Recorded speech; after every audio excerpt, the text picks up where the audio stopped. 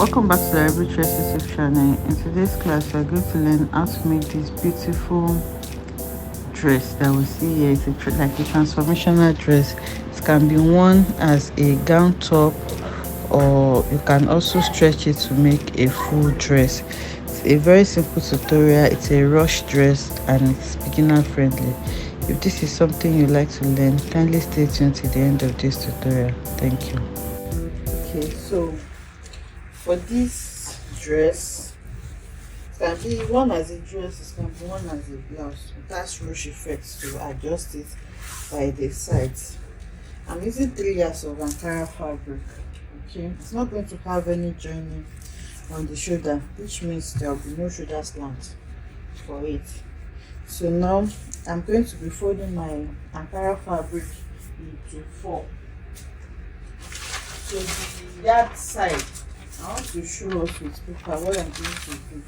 The yard side is going to be my length, and then the length of the Ankara, the actual length of the Ankara is going to be the width. Okay, let's say I said I'm using 3 yards, so this is 3 yards, and you know Ankara is by 45, so this is the length, which is the 45 inches. So to fold it, what I'm going to do is to fold into 2 by the yard. Remember, this is 3 yards, so once I fold this into 2, I will have 1.5 yard here and 1.5 yard here for my front, and 1.5 yard for the back. And this 1.5 yard is going to be the length of this dress. So 1.5 yard in inches is around 54 inches. So that means I have 54 inches for length for front and 54 inches for length for back. I hope you understand that. So that is that about the length. So now for the width, remember this is the 45 inches. Okay, the length of the Ankara, the actual length of the Ankara, this is the yard, this is the length. So for the width, I'll be folding the fabric again by the length of the Ankara, which is 45 inches. So you can see everything here is joined together. This is the shoulder area. It's not going to have any joining. So this is going to be the center fold for both front and back. This is the front, this is the back, and this is the width. So the width is where your shoulder, your sleeve length, and everything is, which is what I have here on this table. Okay, so now what you need to do now is to just mark our neckline. Excuse me, the neck width I'm using for this is going to be 3 inches. Okay, the neck depth for the front, for the back first, is going to be 1 inch. For the front is going to be 3 inches. This has a placket. You may decide not to, I'm not sure if I'm going to be using a placket for this one. The top end has a placket. You can also just make it a regular V neckline, U and V neckline, whatever it is that you wish to use, and you can also fix a placket on it. So it's totally up to you. So I have marked out the front and back neckline there, as you can see. Okay, so I have done that. Now the next thing is to work on the sleeve. For the sleeve, it has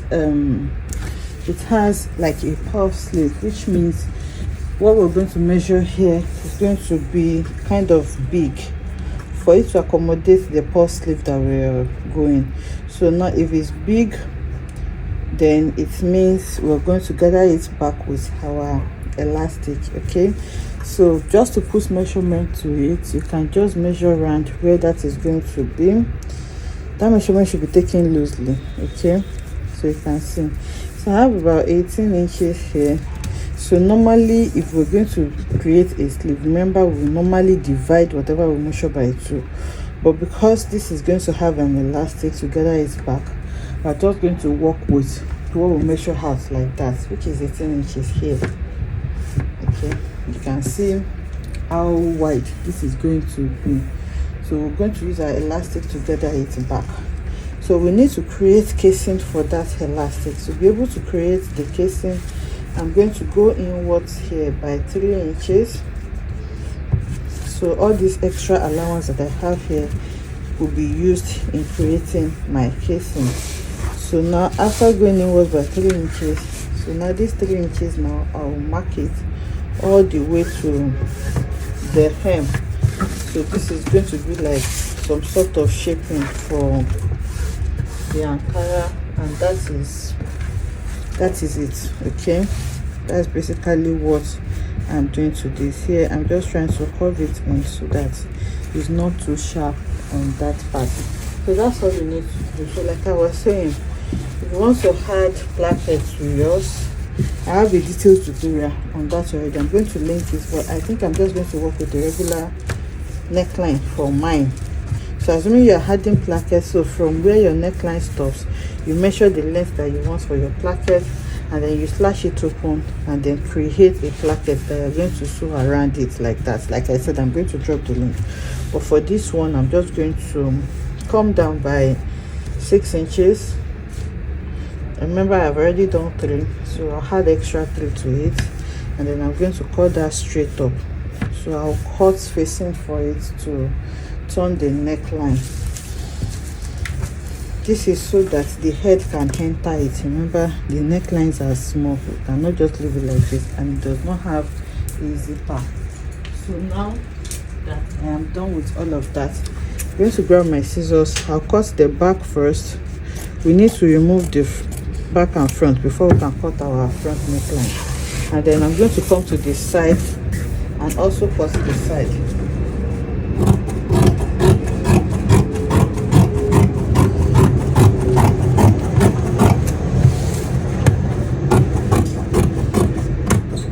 So you can see how easy it is to make. That's what we need to do now. I'm going to separate front and back so that I can have access to just the front neckline. So after separating it, make sure everything aligns before you cut. Okay, now that I've separated this, I'm going to take my scissors and then cut out my the V shape first, and then I'm going to cut the round neckline for the front.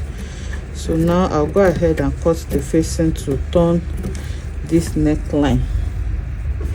For the facing, all you just need to do is to put another fabric on fold just like this, and then you're going to place the neckline on it and then trace it out just like what I have done.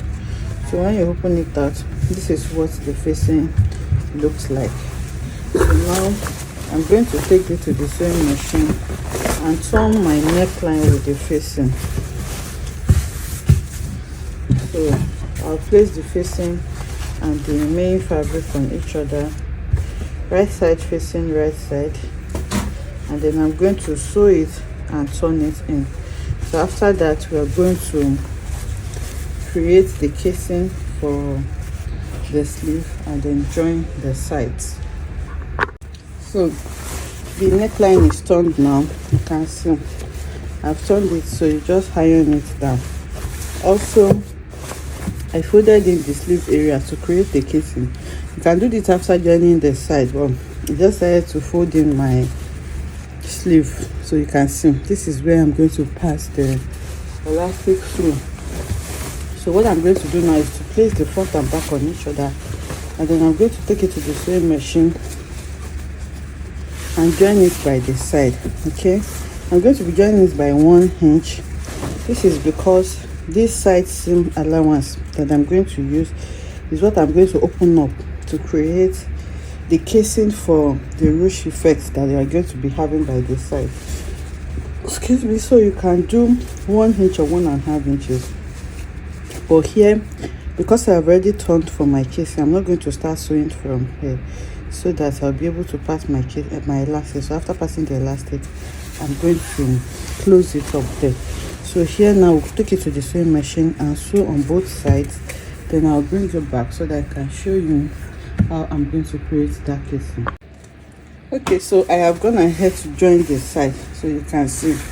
So now for the side, you need to make sure that you have hemmed the lower part like this, because if you don't hem it and you join the side, then you hem, it's going to close the channel that you are creating. So you need to make sure that you have hemmed the lower part separately. You hem the front and back separately before joining the side. I forgot to mention that. So now after that, what I'm going to do now is to open up this seam allowance that we have.